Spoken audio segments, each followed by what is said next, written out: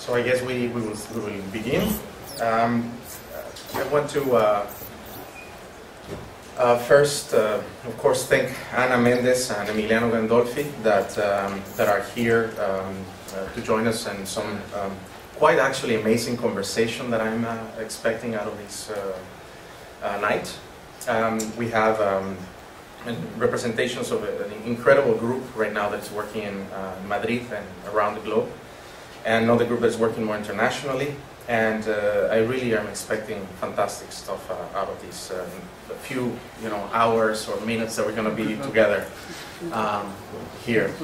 I think before I begin, I really want to present to you one of the purposes of organizing this series, which sometimes we have taken it a little bit like a seminar type of structure, because we comment about this in later times, just immediately after these wonderful presentations that we have had here. Which is they're all preceding the startup of new urban programs or new graduate urban programs that we're constructing here. Which in a way the topic and the conditions that are established within this lecture series are for us, or work for us as a public reflection, as a reflection of the public of the directions and intentions that we are constructing these graduate urban programs around. We're really seeking towards sort of redefining urban practice, which is something that the New School has given the possibility, giving the conditions basically of setting itself an incredible new space, completely and absolutely new, but very related to the new situation of the New School, to construct the possibility for really creating a highly critical and socially engaged program, which is not only looking at things within itself, but it's also pretty much focused on looking to the outside. Now, of course, the topic of the crisis, it's not something that is alien to any of us here. But we feel that there is still the lack of critical discourses around what is constructing the city today, vis-a-vis, of course, the confrontations with the crisis. In this case, Ana comes here also with a lot of engagement in movements in Spain, in this case with 15M, which is also, one would say, a parallel, some form of parallel to what was happening here in New York in the previous years. But also asking questions on ways of practicing within this crisis. This is somehow the level of dialogue that we've been trying to have here. And trying to establish a little bit, or set aside majority of graduate urban programs which are still focusing on the construction of crisis rather than trying to redefine or rethink actually what urban practice means in their current context. So under this lemma, well, yeah, again, it's a pleasure, Ana, to have you here. And Emiliano, thanks a lot. Ana will give a talk. I told her that there's no limits, but she said she's going to be like 45 minutes, 1 hour. Around the work that Observatorio Metropolitano has been doing, and then two organizations that she's been engaged in, which is called Área Ciega and Urban Action. And around actually the fantastic work that they started even before the crisis hit, and they've been working on this for several years. And in my opinion, it's, I can, with a lot of honesty say this, it's perhaps the most interesting critical group working in Europe at the moment. I have no doubts about it. There are very interesting groups around, but they actually consolidate so many forces, so many people, working on issues of serious urgency, not only analyzing, but also developing actions and projects around. So actually they compose everything, it's almost like the dream sort of type of organization. Now they're joining with this editorial group where they're publishing their work.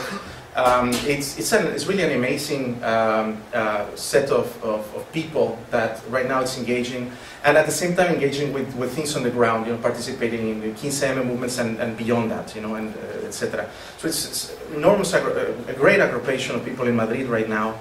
And that more and more I find out that they relate to also practice in Barcelona, and then, well, globally with all the people that we know and that are practicing very differently around. So she will start talking, and then Emiliano, Emiliano Gandolfi, which has been for many years, I guess the same as Ana, engaged in developing modes of communicating radical urban practices, and in this case sometimes in radical art and architectonic practices that are engaging with developing forms of resistance, but also forms of action against sort of the oppressions of contemporary capitalist atmosphere, condition.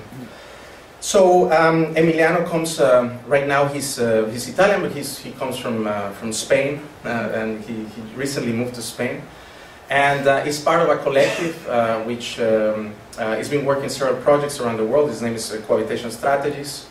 And he's also secretary of the Curry Stone Design Prize, which is something that he's trying to really veer into a direction of looking for projects that really need and are in some form of urgency of being financed, that are being built around the world. And he's also a curator, international curator with a lot of experience in terms precisely of visualizing or exposing ways of practicing that are not in the common realm of our thoughts. So this combination will function like this. Ana will start a talk, and then Emiliano will follow up with a series of questions to start conversation. And then hopefully, I mean, there are great characters right now in the room that we could just establish a very nice conversation. There is normally, traditionally, we have no limits. There have been talks. I think the one that has lasted the most was Frank Morales was, I think, at 2.5 or 3 hours. I'm not scaring you. You can, of course, move at any time. But we're not looking for a time engagement, but mostly like, you know, a good engagement around the issues, which I think there's a lot to relate on what is happening right now with the European crisis, which is something that right now that also us that are here in the United States should be discussing much, much, much more, because it's really quite an urgent issue, you know, or something. So Ana, please, the floor is yours. Thanks a lot. Presentation.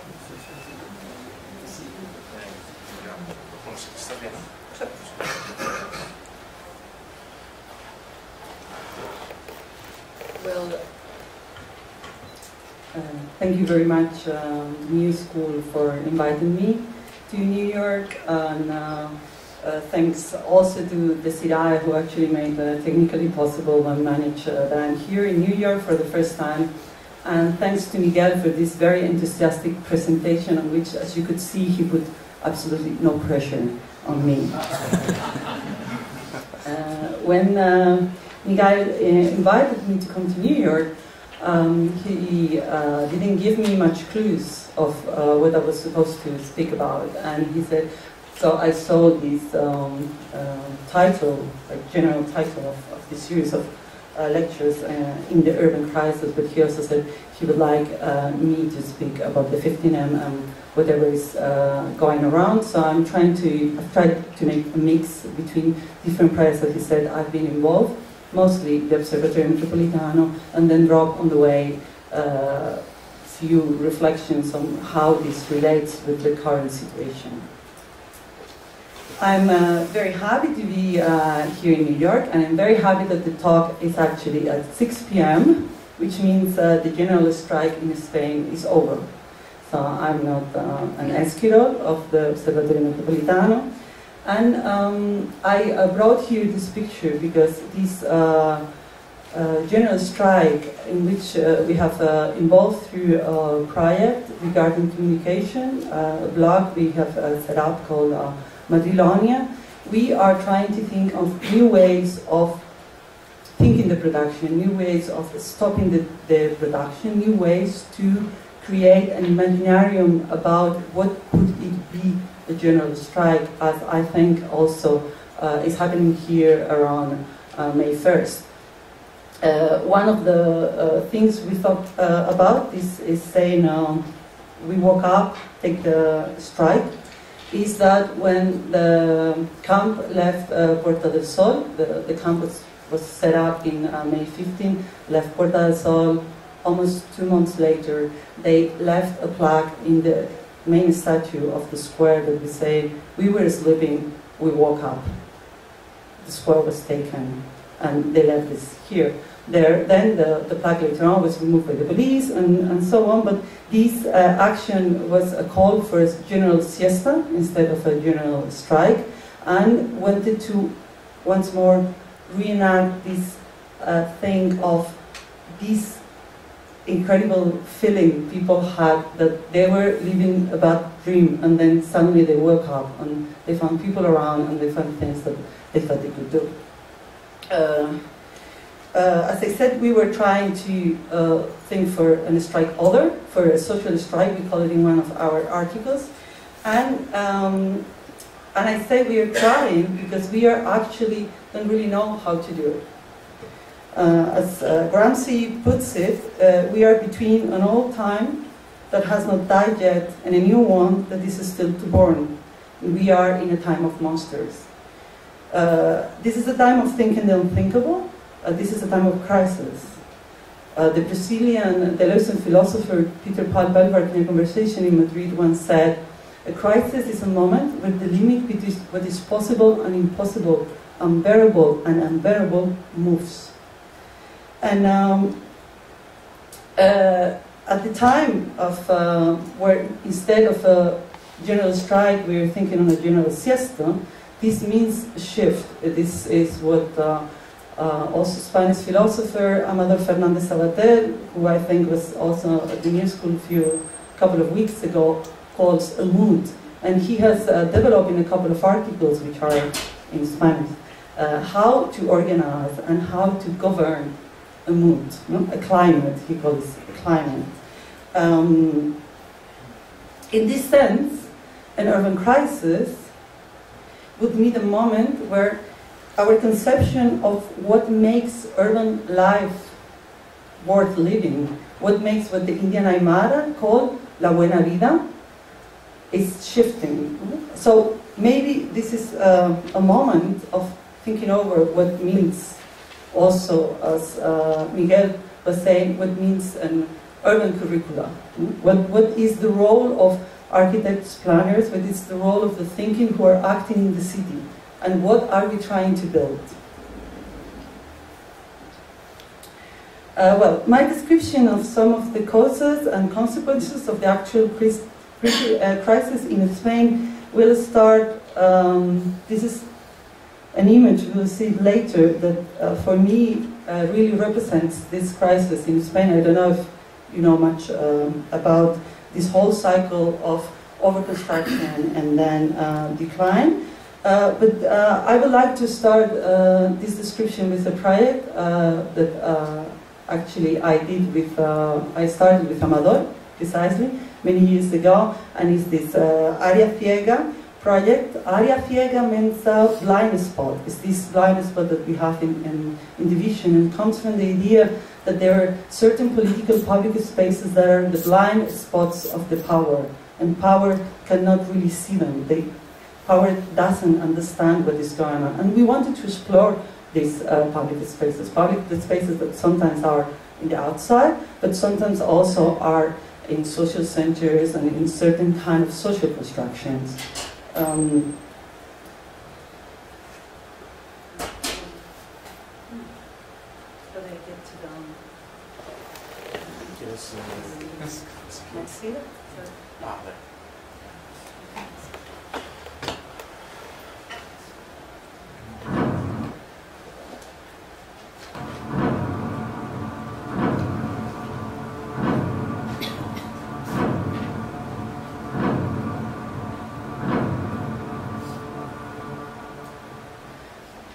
I love the M30. It was a fake tourist tour to one of the construction projects that was actually on the base of the crisis. This project started in 2005. It was it's going to make a tunnel under the first ring road around Madrid. This costed 5,000 million euros and has created a debt for more than 40 years.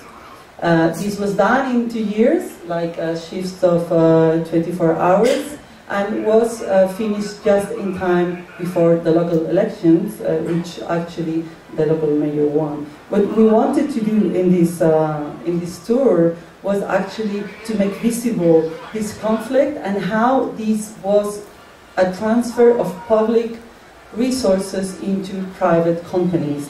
Private construction companies, some of them like ACS is one of the biggest construction companies in the world, that in that time were, let's say, the final destination of a huge amount of infrastructure, money spent in infrastructure, and an infrastructure that was in fact supporting all the construction of the housing that was suffering Spain on those years. We like to say that this piece of construction work was costing more than cost double the Panama Canal. So you have an idea of the massive pharaonic work that was going on.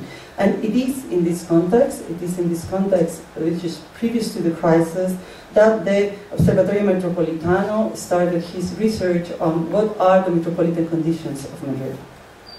Well, the whole research ended up in this book, some 400 pages. It's really like an orange brick.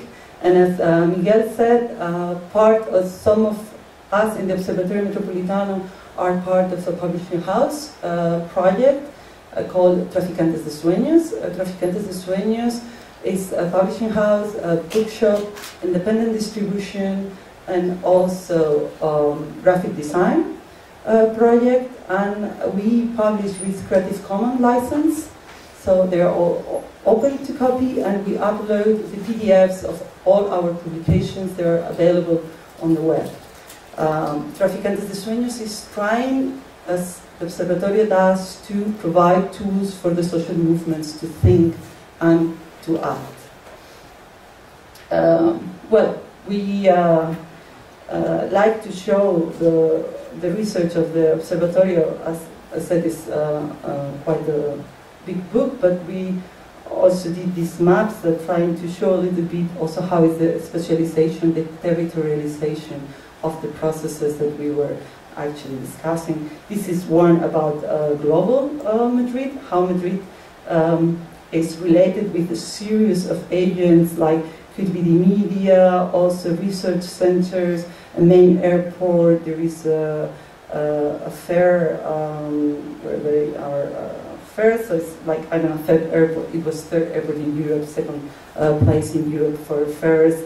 It is the base of 70% of the headquarters of multinational companies in Spain. It has also a huge amount of 4 and 5 stars hotels. That means is really directed a certain kind of clientele.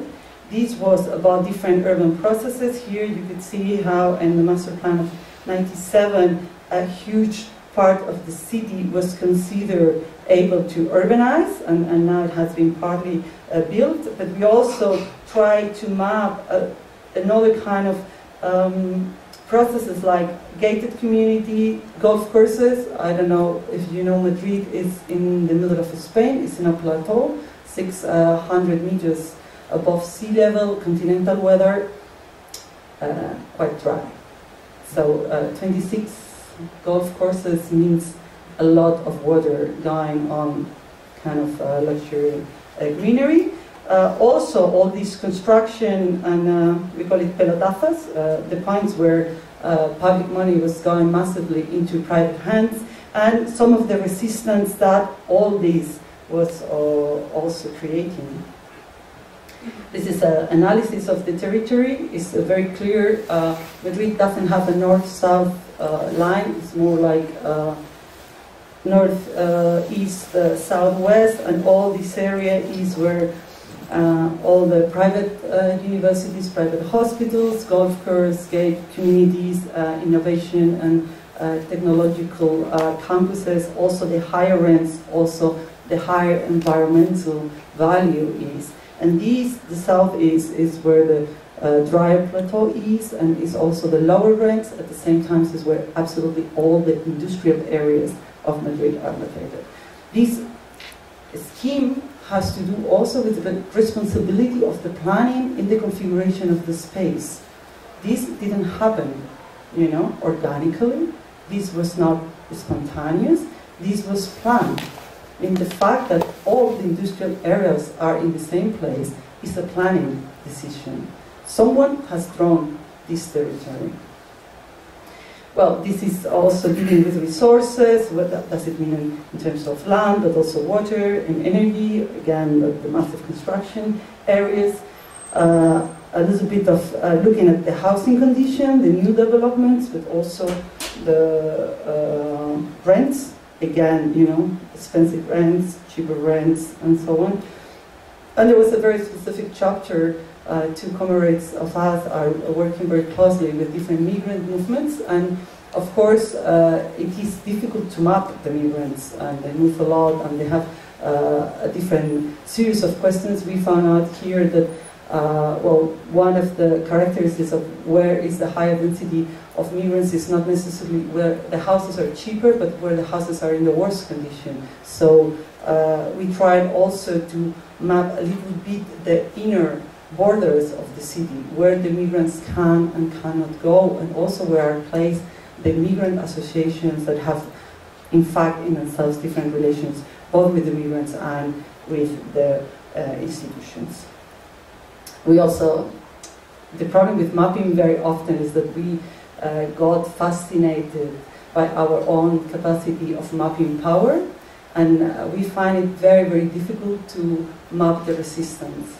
There is no data about the resistance. It's the power that is mapping the power. It's the power that is taken, is making the data about their interests. So we have very little data to work on, and also it's a very shifting situation. But nevertheless, even if it's a very bit, let's say, testimonial, we draw some of the social centers, independent media, independent spaces, and also struggling that was going on at that time. At the end of the day, we try to put different issues. This is by colors, and we hope that by mixing, like environmental with construction, with social, with economic, with culture, we could kind of extract some kind of conclusion. I think that the most interesting result of our research was that it changed our own opinion of what Madrid was like. Madrid was never Barcelona, right? Actually, even if I say I'm from Madrid, people assume directly that I'm from Barcelona. Barcelona is like the other capital. Barcelona is like the cosmopolitan, European, developed city. Madrid was this kind of provincial, left over in the middle of this dry plateau. Nobody really kind of took into consideration in an international level. Okay, if you saw at the numbers that time, Barcelona, my friends, is very provincial. Barcelona is a tourist city. It's true, it has a lot of, let's say, connections with Europe and the rest of the world, but absolutely no importance in the financial level. Madrid, on the other hand, was a node of a secondary level. It was not New York or London or Tokyo, but thanks to the privatization of the national companies, and that means things like Repsol, Iberia, Endesa, those are main companies that are operating in Latin America. So Madrid became the hub of all the financial, let's say, movements and all the investment that wanted to go to Latin America. And that's a lot.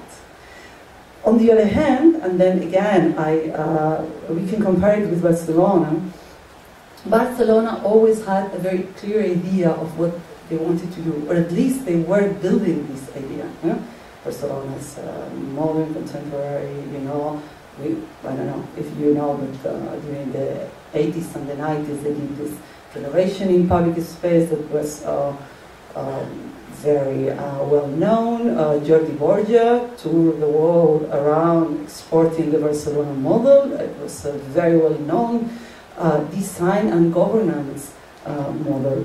Madrid, on the other hand, and that's why we find Madrid fascinating because we live there, but it is also very specific in the sense that it was just open to the winds of capital.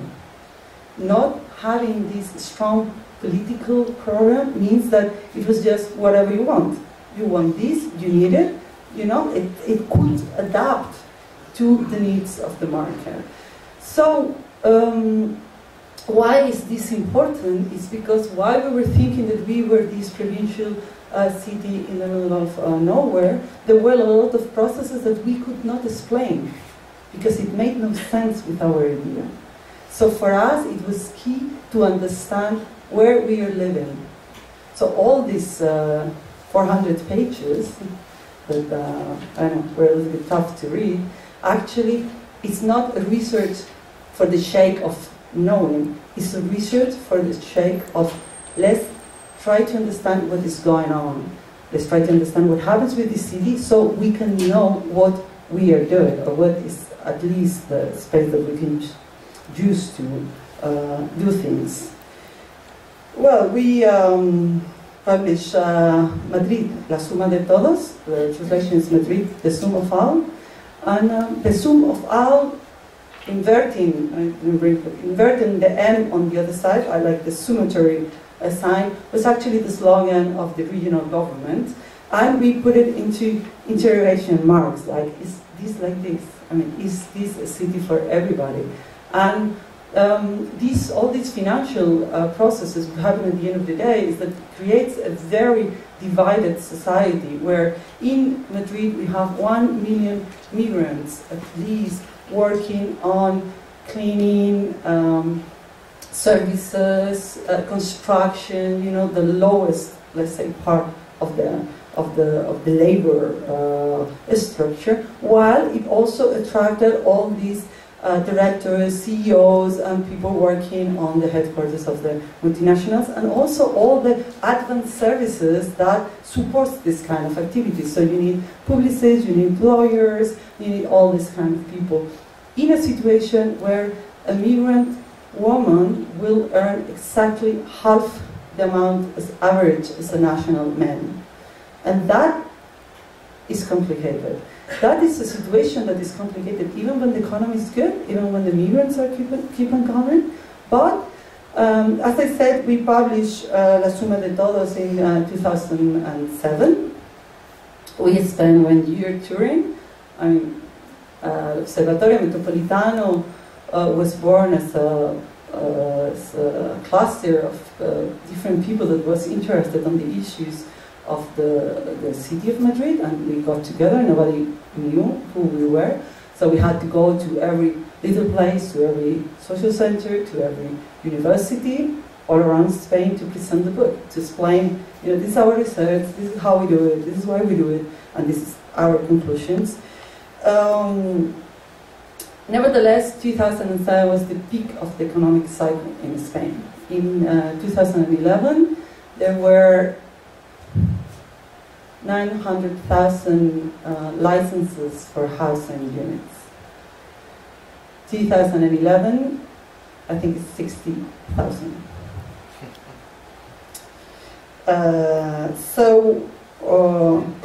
The crisis came, and the crisis changed it all. This is a picture of the Sancho de Vallecas made by Hans Hacker, the German artist living in New York. And this area in the southeast of Madrid is really the physical representation of the crisis. This is the place where a new model, like the construction of a new middle class, the perspectives of this life everybody could achieve was built with a huge amount of mistakes from planning point of view, like a low, medium low density, overplus of public spaces, no social services, but on mass and whatever. But now it's exactly half built, and it's half, what is built is half inhabited. So it has frozen. It has frozen in the moment of the crisis. And that's why I found this project fascinating. And actually Hans Hage also found it fascinating to the point that he has made his piece for the Museo Reina Sofia precisely on this area.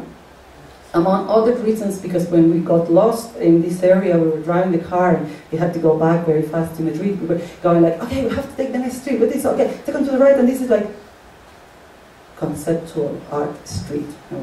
No way. So you look, and the next one is like the surreal art street, and then we have the pop art street, and then my favorite one is like the smallest street is the minimal art street. And I find it, like very, very sensible. So anyway, with this other project called Urban Acción, for a while I developed this project with Pablo Saez and Michael Moral-Viegas, which are another two architects. We have been doing actions and reflections about public space for 3 years. Out of this came the construction of a public space in the center of Madrid in Lavapiés, down by Rambla, which was the occupation of a private plot. Again, the occupation of a public plot by a group that now is called Esta es una plaza, and that they have got the lease from the town hall to build, but it's one of the first community gardens, actually, community managed, and with a legal lease from the town hall out of this, actually it was called actions in sometime. 2 years ago, with the crisis, and as a friend of mine said, Anna, all the capital and everything is going back to the city center because there's nothing to do in the periphery. Now you move to the periphery. And I say, yes, it's also one of the lines of our new research in the Observatorio Metropolitano. And again, the collective Site Size, which is in Barcelona, made this few videos. We did 4 workshops in during suburb, and I took these 2. This, as I said, is how big parts of the periphery in Madrid look like, and this is more. This text is more talking about how, and this was before the crisis, but how this pushing from the city center to this new kind of dream of middle class in a periphery that is not really suburbia. It's not like American suburbia, like a series of row houses or detached houses one after the other, but it's more an urban suburbia. But this means this runaway from the urban conditions meant already the loss of something that is the complexity, that is the problematic nature of urban life. That is what we found also fascinating.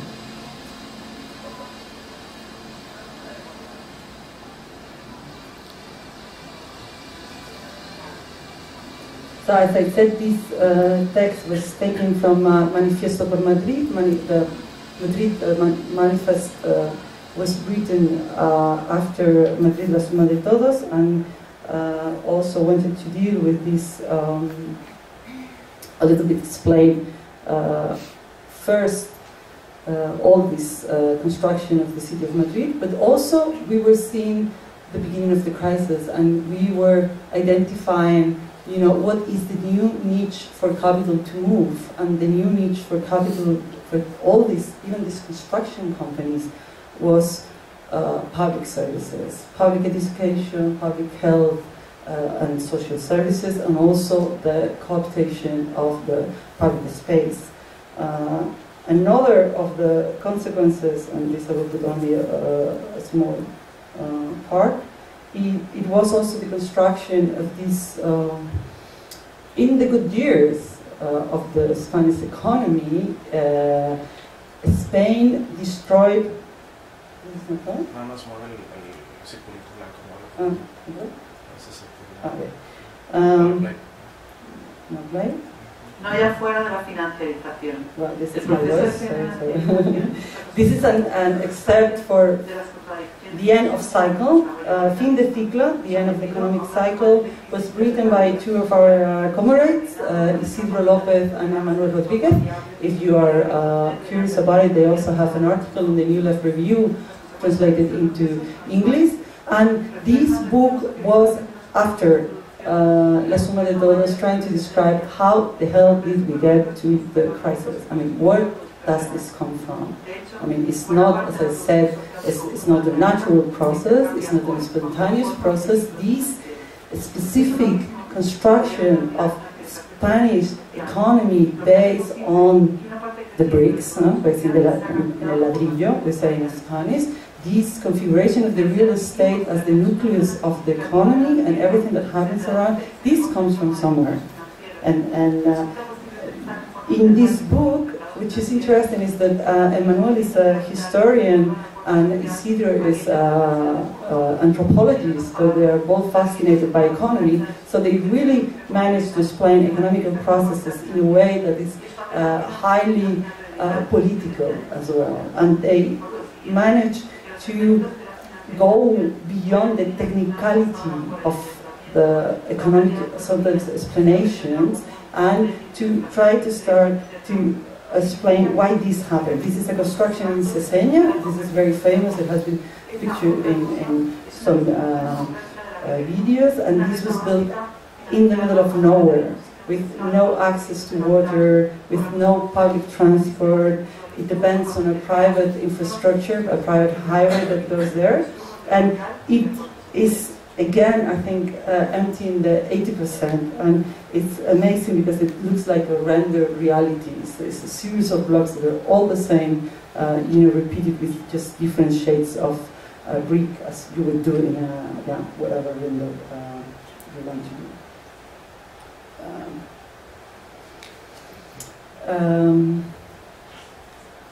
After Fin de Ciclo, again, the Observatorio Metropolitano has huge difficulties to produce anything than 300 pages, so this was another brick like this, blue in this case.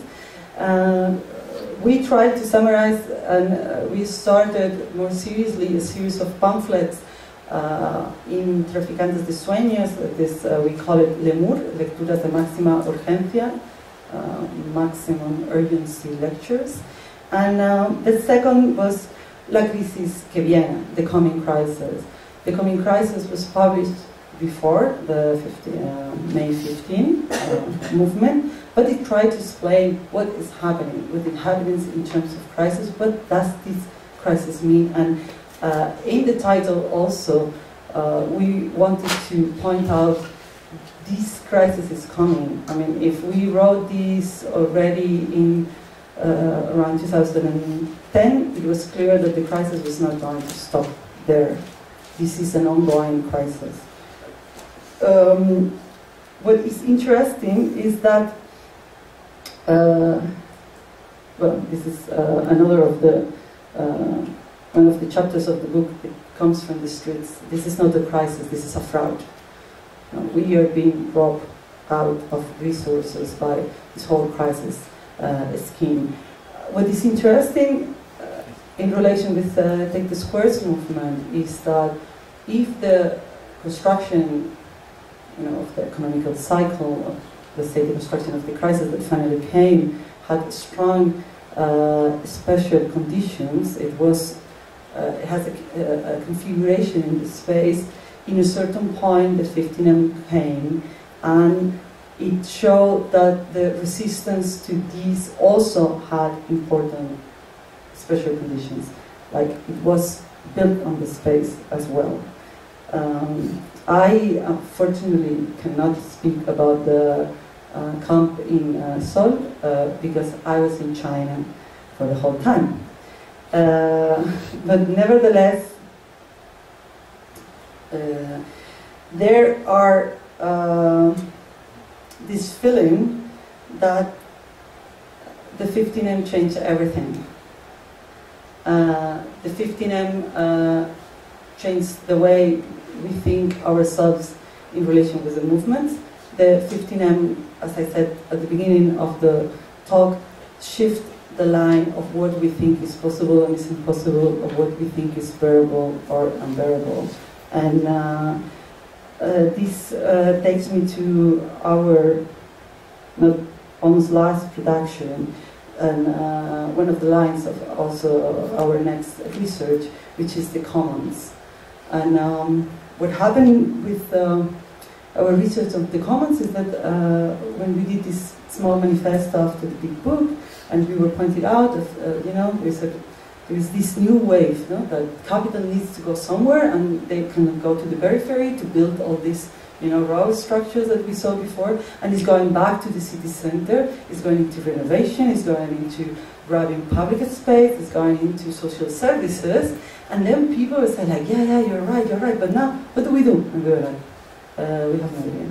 So we went to think and say, okay, what do we do? And then at the same time, there were this uneasiness, There was this malestar, this... Bad feeling. No, it's another... Okay. So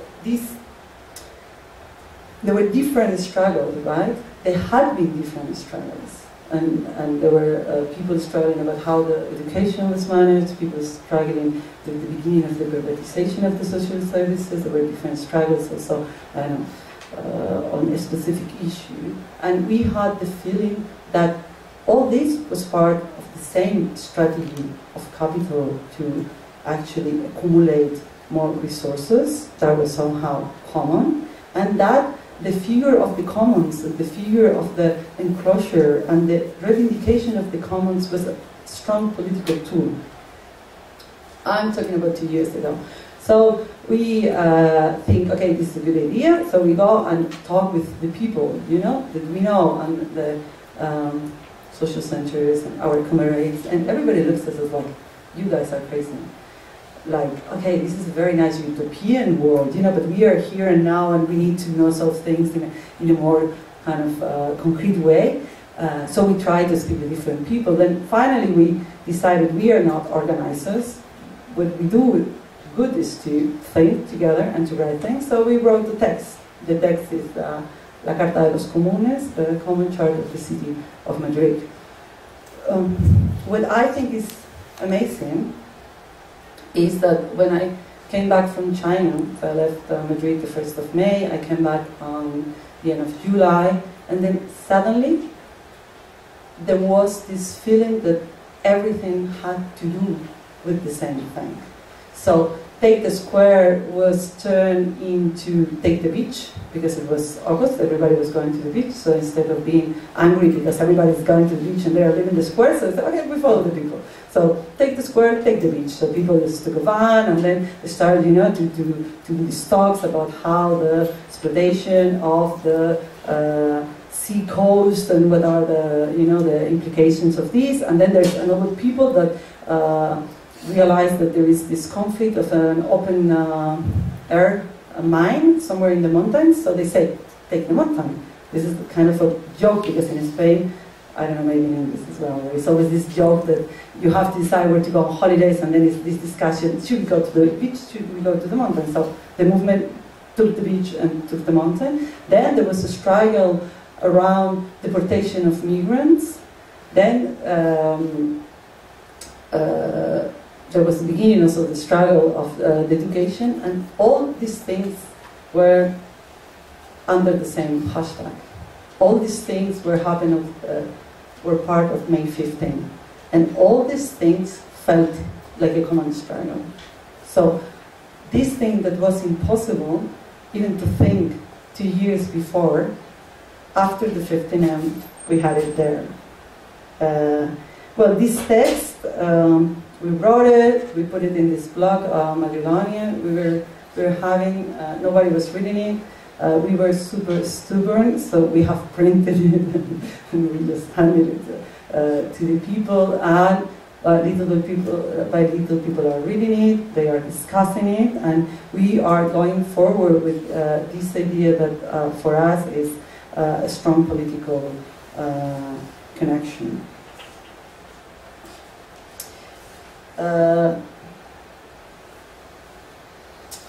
One of the my favorite slogans from the 15M comes from Book Camping. It's a digital library that came out of the physical library in the camp in Seoul, and it says, "We don't come out of nowhere." Actually, the question was, which book would you take to your camp? Because we don't come out of nowhere. And this is also part of the commons. And I don't think it's the moment, or I hope I will explain this somewhere else. How is this genealogy of the different social movements? How was the construction of the imaginary? How was the feeling of taking the public space? And how all that, even if every time seemed it was just a one-time event, left a memory that was building up many of the things that actually finally happened in the camp. This image, which I really like, is a mental map of the camp. It was done, and then I go again to Amador, by a project he's also part of. It's a radio program called Una línea sobre el mar, one line over above the sea. And they had this idea of where does this come from? I don't know if I'm going to try to make zoom.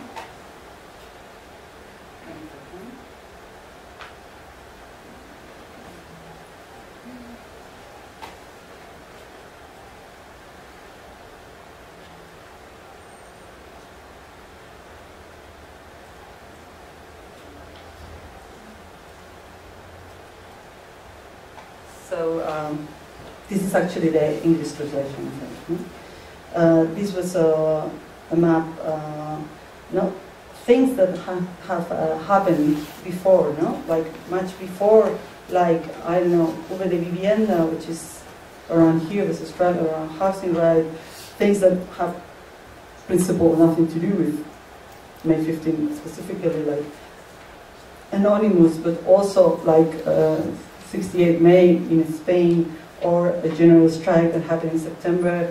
Juventud Sin Futuro is young without future. It's a very, as the name said, very young association of students, very active, and manifesting of recent times. How all this is, you know, the demonstration of the 15M relates with the Acampada, so that relates with Takes the Square, which is a broader movement with True Democracy Now, Democracia Real Ya, that made the call for the first no, actually they made a call for the demonstration. After the demonstration, so people stayed over the night, they were evicted. Some more people came, they were evicted a second time, so let's say like 40 people stayed the first night, they were evicted, and 200 people stayed the second night, they were evicted again, then about 1,000, and then they didn't move for 2 months, basically. On the other side, we have also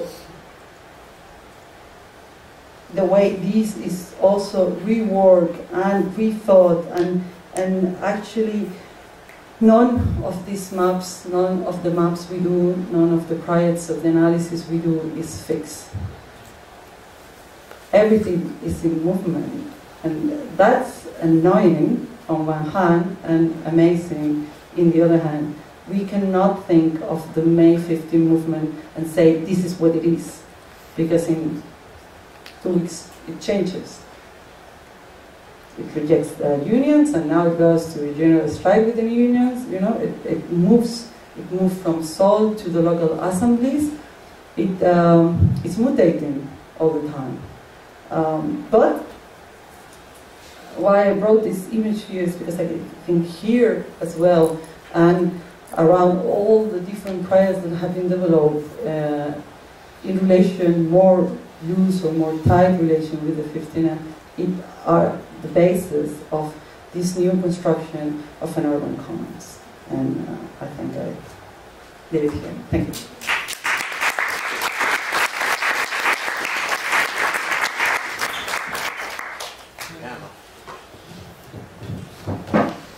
Thanks. Yes, thank you.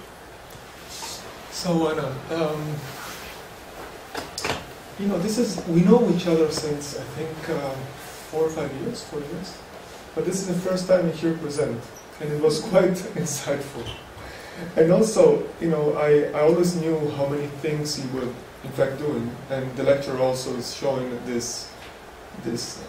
how spread your network is in terms of actions, and how wide you're looking for ways in which you can conceive the city, but also ways in which you can actually be active in the city. And I must say that I always consider you a militant, and I think you are also considering yourself a militant, also with a kind of group that you're working with. So, in a way, I always was fascinated by how does an urbanist, you know, or an architect think as a militant? Where does the observation of the city come together into, you know, an image of the city, and how do you define a way in which you in fact can engage people in sharing a common image? And I'm saying this because I think that, you know, a lot of your work with Observatorio Metropolitano was in fact first to expose certain conditions of the city. And as you're saying, the conditions you were exposing are very dynamic, because the crisis, well, the so-called crisis in Europe and then in Spain, changed radically what you were looking at. So what before was considered a question between centrality and periphery, or rich areas and poor areas, became something completely different. And actually, it became the observation of a larger global phenomenon. So, with this, you know, dynamic observation, you always been engaged in defining ways in which you could expose these conditions, right? Mm-hmm. And not only expose, but also to disseminate. And I think what you're saying in this lecture is that the 15M was a great chance to expose some of these issues, and to find a larger critical mass of people that were in fact engaging in defining possible alternatives. So I'm saying this because I would like you to really talk a bit further maybe more in deeper, maybe in making some examples. I'm asking really kind of a practical question of how do you as an urbanist engage with inhabitants, with citizens, in sharing this common value that you were referring to so much as, you know, with this making the Magna Carta, the common charter of the city. So how do you share this vision? How do you share the not only the criticism, but how do you share a collective process around these issues?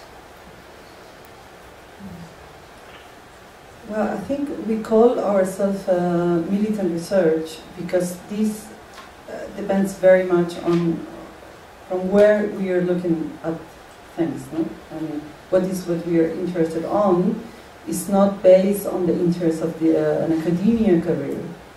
We don't have to worry about presenting a thesis that we can defend and support, you know, and being attacked by another members of the academia in order to get a higher position.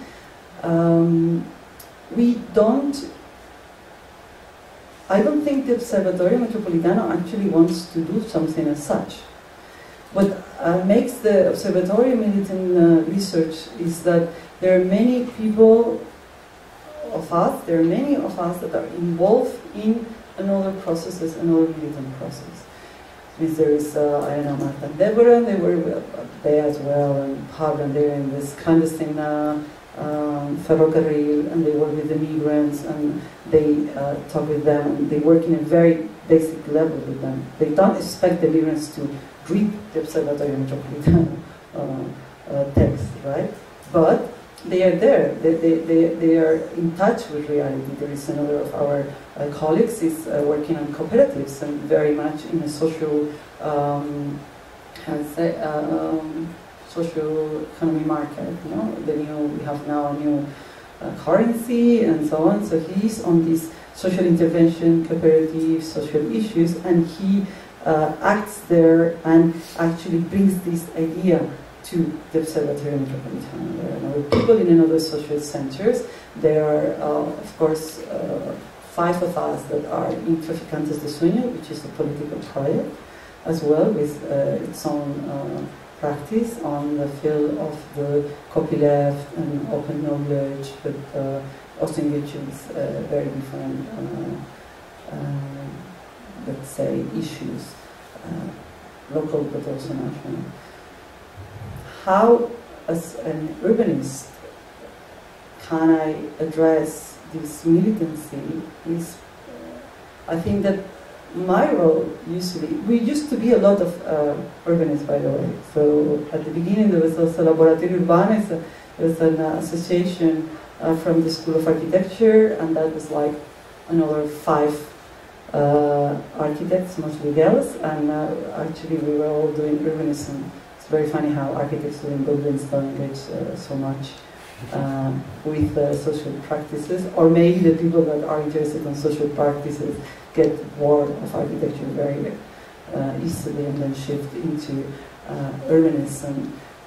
So we bring to the Observatorio this, let's say, this special, the sense that all these processes end up in the territory in a way or another. I was very keen on doing the maps, and nobody really knew what we were going to draw, and I had to go from group to group and say, okay, what can we draw here? What are the interesting elements? What do you think we can articulate them? Of course, it is difficult to translate this into practice, at least in Spain, where everybody was like doing whatever, n'importe quoi, doing planning like it's no tomorrow. So that's why I think I choose to intervene on the scale of the public space, because it's something, and that's also what Aria Ciega did. Aria Ciega actually started as it was the Housing and Territory group of a larger political project called Caminos, in which actually Ángel Luis Lara was also part of at the beginning. And when we started this group, then we said, okay, housing and territory, housing and public space, we drop the housing and maybe we act in the public space. I think to assume also what you cannot achieve, we couldn't in that moment change the situation of the housing market and the construction of housing in Spain. There's no point. I mean, we did this action in the M30, we never stopped the works. Well, we had great fun actually. But it's also the way of sometimes doing the actions is not so important the result of the action, but the research that you do, the people that you meet, the fact that you articulate different people, and that then you know what are also their struggles in their own territories, and then you can think better. The Observatory is like that. It's very much a place where people who are doing things somewhere else feel comfortable thinking together. And we try always to provide tools. So we don't expect anybody to engage with us somehow. We expect them to take these ideas and use them and modify them and reply or get back to us with comments or with indifference. The other project, for example, was talking about Madrilonia. This is a blog we also started between May 15, and now it's one of the main references of the movement in terms of ideas. It's like a laboratory where we throw ideas and we see the resonance. And some ideas nobody's interested. There are texts we are very happy with and nobody reads, it's not commented. And then there are some things that we published and then everybody in the local assemblies is talking about it, it's discussed. The Observatory is a little bit like this. I mean, we have to be finer because it takes us between 2 and 3 years to write, to do research and write a book. So, but yeah, I don't know. Maybe you have to not to be a planner. Maybe you have to give up planning if you want to be to have a militant impact. I don't know if that's an answer or not. Yes, well, that's a good one. But I mean, I think that you, in fact, changed very much your position as an urbanist, and the fact that you're working mostly in an unsolicited way is very repositioning yourself very clearly. And another thing that I was really curious, you spoke a bit the 15 de Mayo and the maps you made about it, and I think you communicated very well the kind of feeling of involvement and of change. But I would really like to know a bit better, how do you think your practice within this different organization, with Urbanación, with Observatorio Metropolitano, and how do you think it's actually shifting through this movement that is actually, it's at the moment less visible, but it's still changing a lot to the sensitivity of people. And also, it's also a movement that is, I think, awaken a bit consciousness about how the urban condition was actually formed and which are the inequalities of this specific historical moment. I think, in relation with our own research, the 15M showed that there is no way to come with previous ideas or previous theses. That precisely because the situation is shifting, and because there are many more people involved, we just have to listen a lot before setting up any kind of hypothesis. Is one of, okay, with an example, no?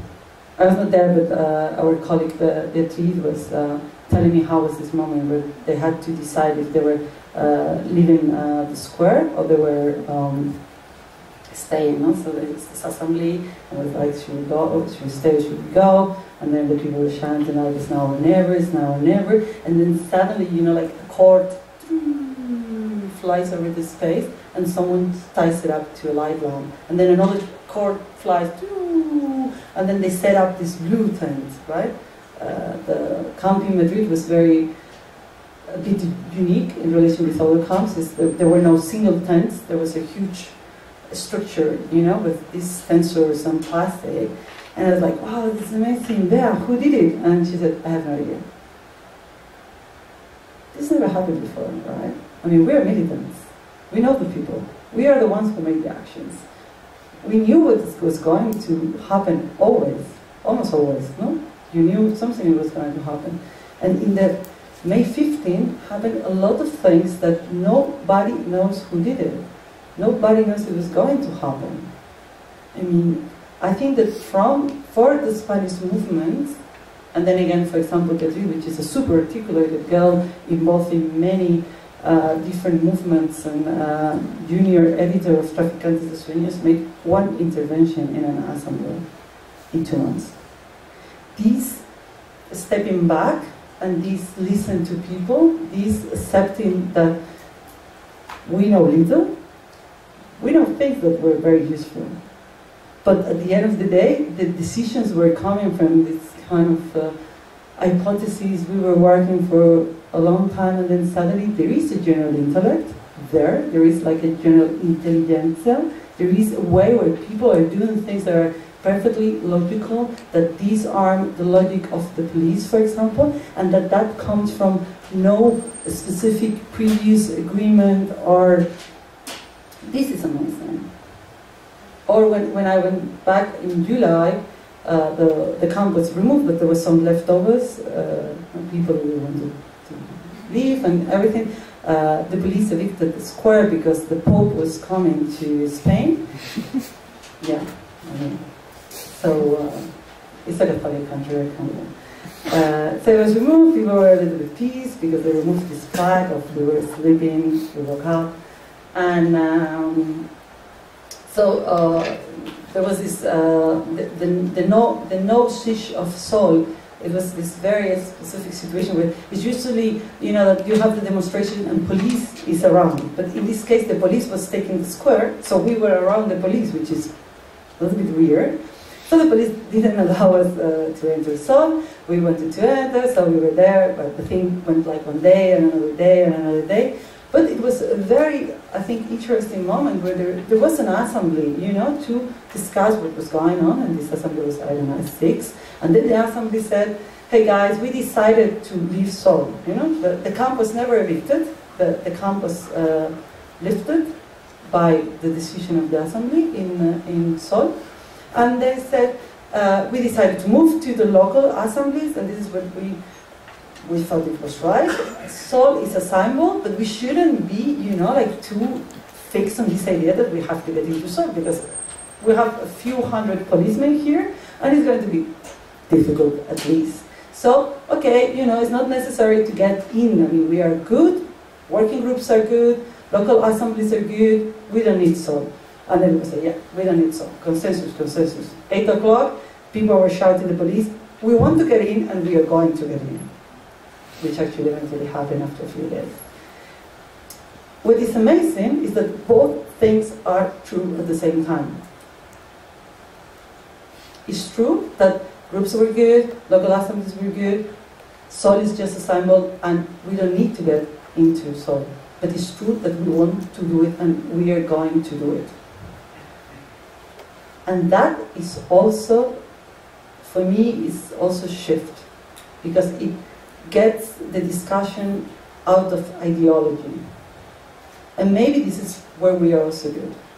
Because Observatorio Metropolitano, even if we come from a certain point, we stay in a certain territory, we are looking in a certain direction, because this is what we are interested on, we are not driven by ideology.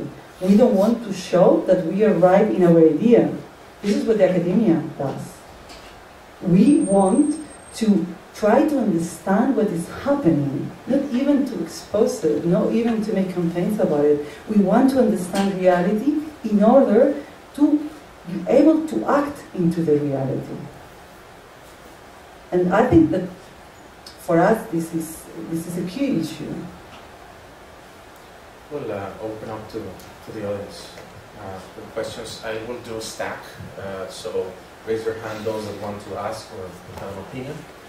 And I will just count numbers. So there's one here. Can you say your name, please? Daniel Latorre. So I have a question. I would be interested in your opinion from a story here just about what's happening here in New York with the Occupy movement. So right now, one of the questions is with the current actions in Union Square, after the 6-month celebration in Zuccotti a week ago, 2 weeks ago, some of the discussion, the question is phrased like this. It seems that the debate is, there's a new debate or a more clear debate about the rights to public space and how limited here in New York public space. It's highly policed. There aren't a lot of public spaces for protest. And so more people are becoming aware of that. So the question is, but wait a minute, this is Occupy Wall Street. This is about a critique against neoliberalism, against capitalism, financial inequality. This isn't about public space. So it's phrased as this either or. And in some questions that I'm hearing. And I haven't yet figured out how to respond to this, but what I want to sort of, the question that I have is like, well, public space is just a platform. It's a plataforma, you know, for discourse.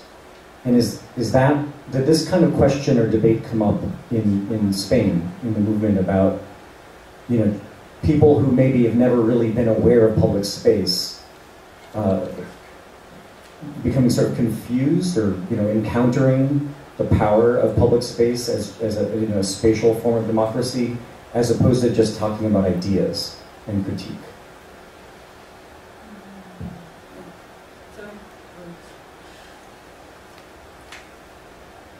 I'm been only, I think, 48 hours in New York. My first time in the States ever. So whatever I see about the situation here will be a little bit risky. Nevertheless, talking about this, I once asked someone about Union Square, and said it was this problem about that the parks are closed from 12 until 6, but Sukoti Park was not closed because it's not a public park, but a private. So that's why Occupy could stay there. And I said, oh well, but Union Square is a square. And I was like, no, it's also a park, right? You don't have squares. Not really. So what if, which is like a very, kind of bold hypothesis, there is a certain kind of public space that is based on streets where you walk and parks where you relax, is more or less what we can think New York public space is done. But in Europe in general, in Spain for sure, the squares have a strong political sense, and the square at the end of the day relates to the agora most of the time. In fact, you go to a demonstration in Italian, it says stare in piazza, so it's to be in the square. So there was no conflict, I think, for people to realize that the squares were a place to debate, a place to meet people, or a place to discuss, because this is what the squares are for. Also, if we look at one of these things that happened before, and this goes from the demonstrations against the Iraq War, but also over the Vivienda, and also what happened after the bombs in the 11th March, there was, in all these moments, there were always the feeling that you can take the city, that you can actually walk the city, that you make an appointment to do a demonstration somewhere, and then, I mean, this is very, I don't know here, but in Madrid it's very typical that then you go to, in any, now almost in any demonstration, you go, you get together, to so and so, where do we go? And okay, so let's go to Cibeles, and then you go to Cibeles, and then if there is still energy, then you go up whatever. So you move around the city, you take the city, you cross the traffic, you really take the public space. So I think what I think is more interesting is this dichotomy between being against the capitalism or fighting the capitalism and reclaiming the public space. And this goes back to what I said about the commons, is that it's a false dichotomy. It's the same. I mean, we could trace how the story of capitalism is also, the appropriation of the public space, either as a urban public space with pavement and, a special configuration, either as a public sphere. So you don't have to choose. Anna, yes, my name is Teddy. It's great finally to meet you, and thank you for your presentation. I guess one of the most powerful images in my mind in the last couple of years has been this meditation, and somebody mentioned that the civil rights movement in the United States, one of the most powerful images of it suggests that it began in a bus. Okay, that when that lady sat where she did not belong. And the claim is that the bus at that time was public, but it was not accessible to everyone. So the proposition that is been in my mind is how to move from the neutrality of the public to the specificity of rights, and whether that move from neutrality or abstraction to specificity might also touch on our systems, of course, of representation. On one hand, how do we move from the abstraction and the complexity, whether it's the transactions of the financial market at the global scale, or many other kinds of negotiations of power, to the specificity of the points of entry, let's say, into the complexity of your diagram. I mean, I'm interested in a diagram as a projective tool that can enable praxis or practice. So I'm just trying to figure out how the notion of the common might enable not only a common language that can be accessible as a device to rethink the very processes and procedures themselves that might get to the production of housing, the production of infrastructure from our own kind of vantage point. And finally, maybe to share the second image, is that recently I was in Ramallah for a conference, and some of my Palestinian friends took me around, and I was surprised to see that on the hills of Ramallah, some Palestinian developers were building these awful housing projects that were not only so forceful on the hills, but they were literally replicas of Israeli settlements. And I was so baffled by the fact that I naively thought that in this place that aspires to claim its own kind of affirmation and emancipation through development, the models of housing could be different. So I began to think that a community cannot be free until it actually resolves its own housing paradigms and probably produces its own notions of infrastructure. So what I'm trying to suggest is to what degree, after we observe the very patterns of the crisis, we might enable points of entry into the resolution of how do we produce our own housing and how do we reconceive the kind of cliches that we tend to perpetuate, public space and beyond.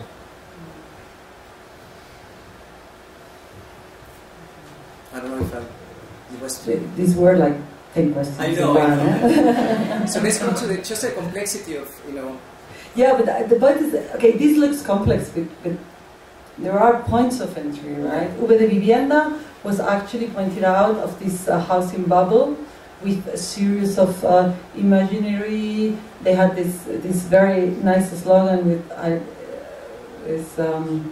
it was no vas a tener una casa en la puta vida. Yeah, right. Yes. You're not going to have a house in your fucking life. Like, face it.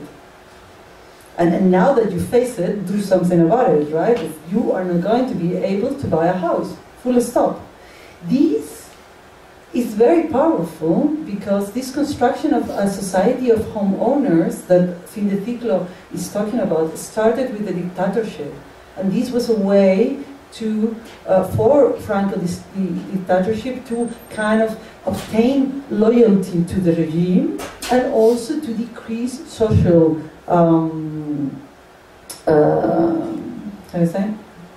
struggles, right? If you have a mortgage, if you're responsible of your house, the conflictivity is much lower.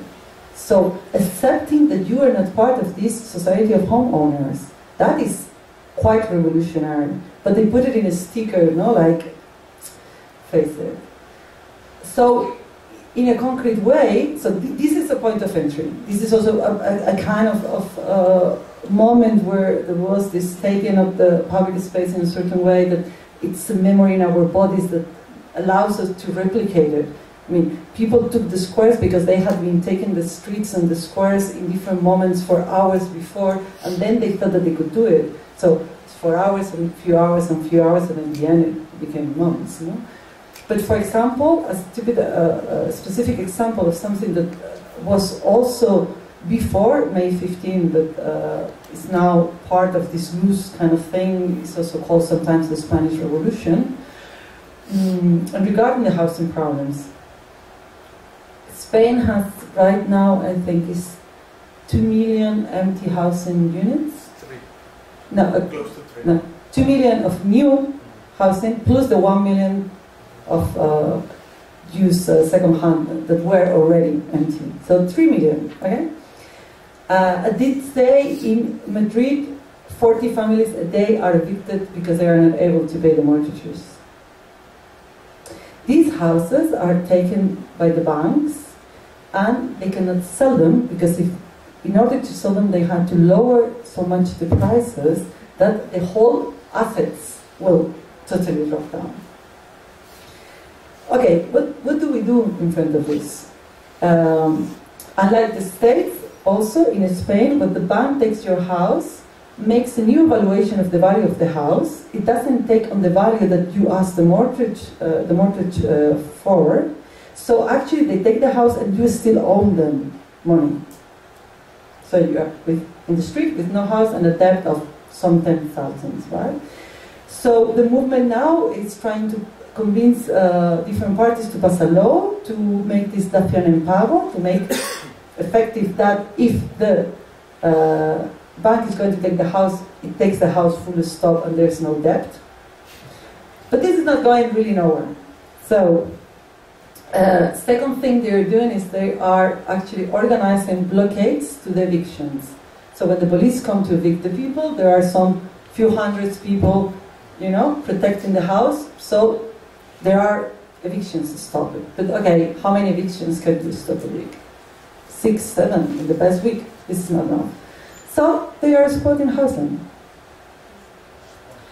what is interesting is when the people speak about changing the law, it's not that the people from the squatting movement, I mean, the ones who are squatting, they know how to squat because they have the techniques, because they have been squatting for a long time. It's not that the squatters are saying, hey, you are reformist and you only want to change the law and this is not enough.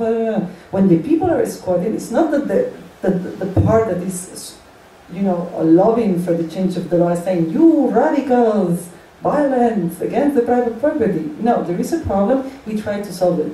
Anyway, maybe building a new housing will be another option, but they're already, but they are in very difficult. I mean, I don't know if you remember the video in which I was speaking on the background. There might be a few thousand empty units there, but it's basically it's in the middle of nowhere. It's not the place you want to live in. I don't know if you were talking about this or what I meant for a moment is not so much to do new housing. Is that as we talk about processes that enable the recognition and the visualization of hidden knowledge, hidden kind of information, we would also have to, at least in my mind, would have to really understand more accurately what are the specific logics of development. What takes, right, I mean, that's what, and so whether that can be co-opted, whether that, I mean, I'm talking about not only building new houses, I'm talking about building, completely reorganizing, in fact, those logics, so that maybe we begin to frame a very different discourse by, in fact, taking the knowledge that was ultimately hijacked, you know, from, in fact, many other sectors, including activism.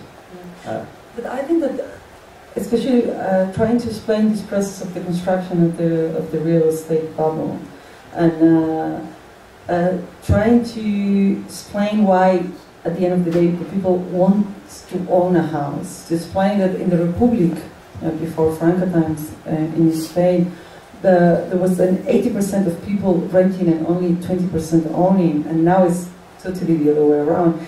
To understand that from even an pure economical point of view, it's always better to rent. This will mean, and then to work so that all these empty houses that banks are taking go to a social rent.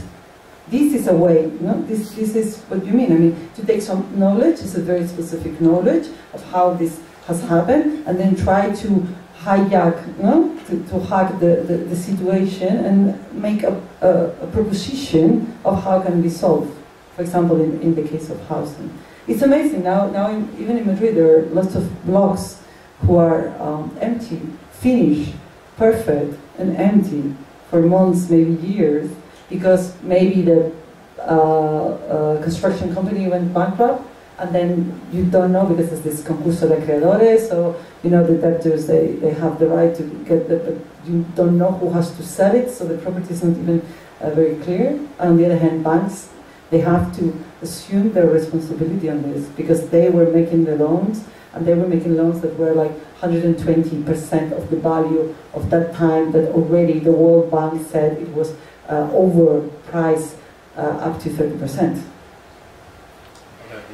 Your housing minister last year was making a tour to northern European countries to sell the 1 million coastal property to reach Germany and Ireland and Denmark. She was doing it. She was giving a tour. Anna, I'm David. Miguel introduced you by noting that you are part of a series that will introduce 2 new academic degrees as part of a program. And I'd like to ask you what advice you have for him as he does this. Sorry, again? What advice you have for him as he does this. It's often the case that we will see an issue that can become a movement, and the movement can lead to research. The research can lead to a program of study, and the program of study can lead to an institution. What's interesting to me about your ideas is to say that there's a feedback loop that stops with the research and goes back to identify new issues. What advice would you give to him as he attempts to frame what this program should be? Great question. Appreciate it. Yeah. Have you signed already your? Yeah, I have signed. I will have to think a little bit about it. I don't. we decide, as a militant research group, we decided not to be in the academia. On the other hand, there is an incredible amount of energy and knowledge that happen in places like this. So how to hack the academia, for me, first of all, would be to put all knowledge possible available to all possible people, just to start with, not to produce any kind of paper piece of knowledge that has a copyright on it, to acknowledge that we depend on others to create knowledge, and maybe to teach people to listen and to be aware of things. And that, only that will be quite a change, I think. That's the copyleft loving part. So. But it's amazing. I think it's an issue, and it has to do with the commons, and it has to do with privatization, how all this amount of knowledge, and here is not the case, but in Spain, most of the universities are public universities. Professors and teachers are paid with public money, and nevertheless, when they publish with copyright. And I think that's really like, this is where this line of what is verbal and unverbal really moves. So there is now a movement of open knowledge and hack the academy and all these things. Can I add something to this question? I'm Levan, and to go back to your question, I think there are like different platforms for the struggle, and I think academia is also a very important platform for that. And I can give you an example, like I was studying with Miguel at TU Delft 2 years ago, and actually I know at least one militant group that was born out of this program. So yeah, I think it's very important platform, like academia also. Any other conversations? Yes, over there. Hello. Thank you, Bill. Hi, my name is John. I'm not really interested in politics. I don't have much background in urban planning, so I'm randomly here, but I'm very tempted by the presentation. I mean, I see many points of entry. I'm interested in aesthetics mostly, and it's just a simple question because I don't have much background, but what do you think about slow cities? The slow movement.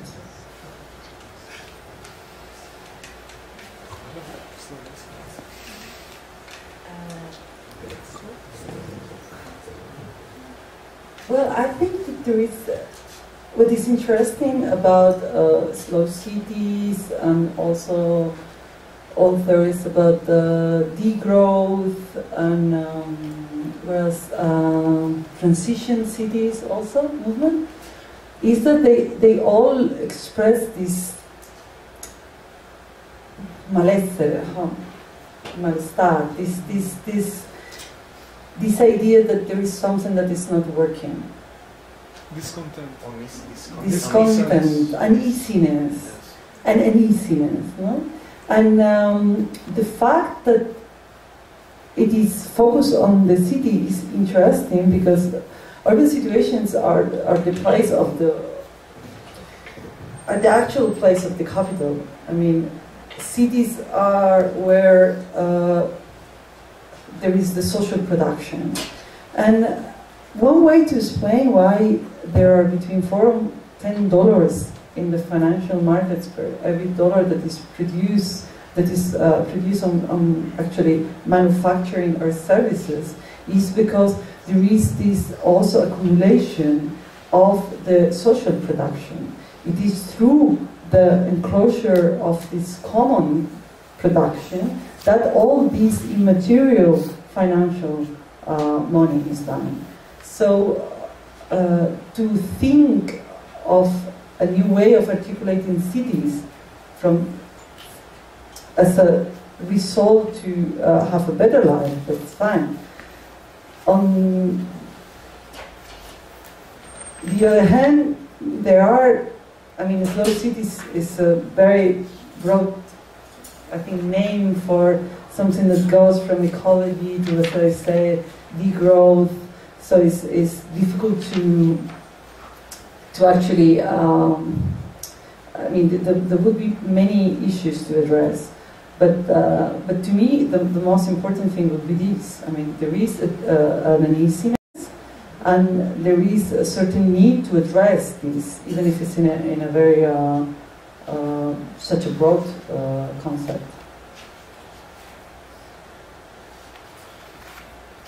More comments? Thank you very much, Anna. It was great. Thanks all the audience. We see you next week with Andrew Ross. He's going to be talking here. And yes, let's applaud all of us. Thank you.